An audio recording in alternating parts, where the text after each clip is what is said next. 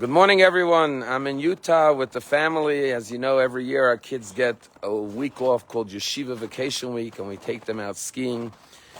And in this week's Torah portion, we find the final three plagues as Moses frees the Jewish people from the slavery in Egypt. And the question that's asked by many of the commentary is, how is it that Moses, our greatest leader, who freed the Jewish people from Egyptian slavery, he himself was not raised in the Jewish community. He did not grow up in a Jewish home. He grew up in the Egyptian palace of Pharaoh. He did not go to shul on Shabbos with his father and eat cholent and herring and kugel. He didn't go to cheder with his friends. He grew up as an Egyptian with Pharaoh as his stepfather. And our rabbis say precisely because he grew up in the palace of Egypt, of Pharaoh, therefore, he was able to be the redeemer of the Jewish people.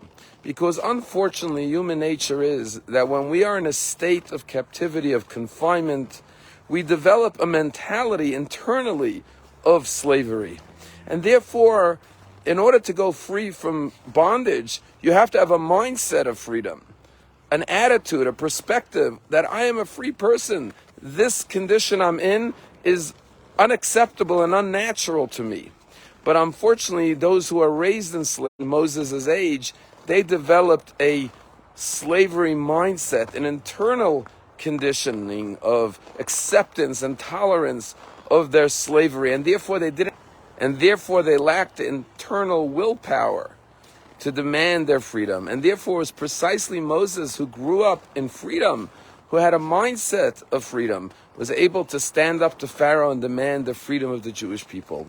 And I believe this ability to transcend our external circumstances and always remain internally free was bequeathed to every single Jew through Moses. If you look at the Jewish people, the miracle is not just that we survived thousands of years of exile, dispersion, persecution, oppression, pogroms, inquisitions, holocausts. Today is the 80th anniversary of the liberation of Auschwitz.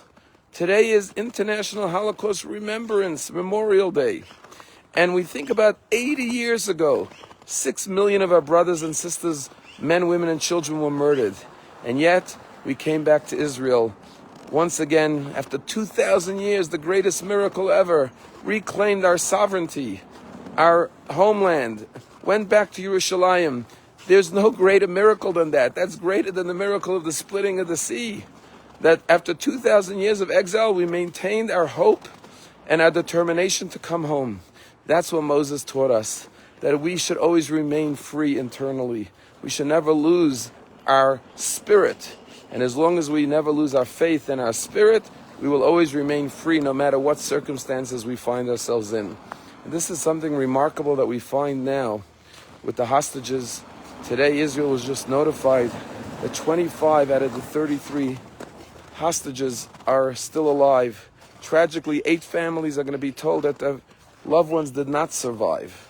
But when you see these hostages who came back from the most harrowing experiences of their lives, you see their spirit is undaunted. You find now that the winner of the Eurovision competition in Israel, the Kochav Haba, who's going to represent Israel on the international stage in the 2025 Eurovision competition, is a young woman by the name of Yuval Raphael. Yuval Raphael was a Nova survivor. She was at Nova and ran into a shelter with 50 other young boys and girls, and only 12 of the 50 survived, and she was one of the survivors.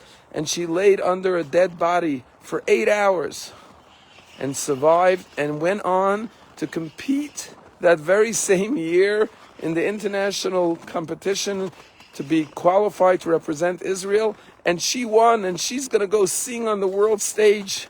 And as she sings with joy and love, she's going to be thinking about all the Nova survivors and all those who perished, who were murdered in Nova. What strength, what courage. That is the meaning of freedom. No matter what happens to you, I am a free human being, and I will continue to sing. As the Nova survivors said, we will continue to dance. Yesterday, as I was about to leave Florida, I got a call from Israel, and it was a video chat. And who was it? Emily Damari. And she called me to say thank you to the community of Palm Beach for all the love and the support and the prayers. And I was so honored, I was so humbled that she would call me and to get to see her beautiful radiant smile. And everyone has seen her fingers being held up as a symbol of rock on, or Yivarecha Hashem v'yishmerecha, or the sign language of I love you.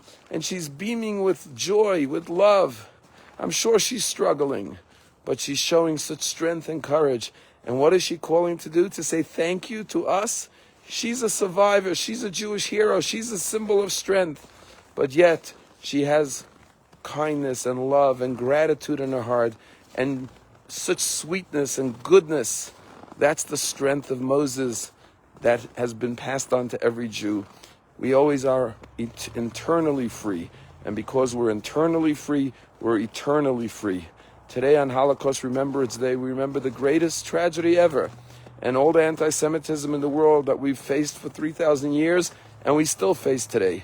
But we know that as long as we maintain the mindset of a free nation by being connected to God and to Torah and to Judaism, we will always live on. And yes, Am Yisrael Chai.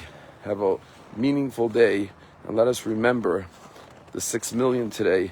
Say a prayer, light a candle, and in their memory, as we swore, as we promised, never again will Jews die defenseless. We will stand up, defend, and protect Jewish life. Have a meaningful day.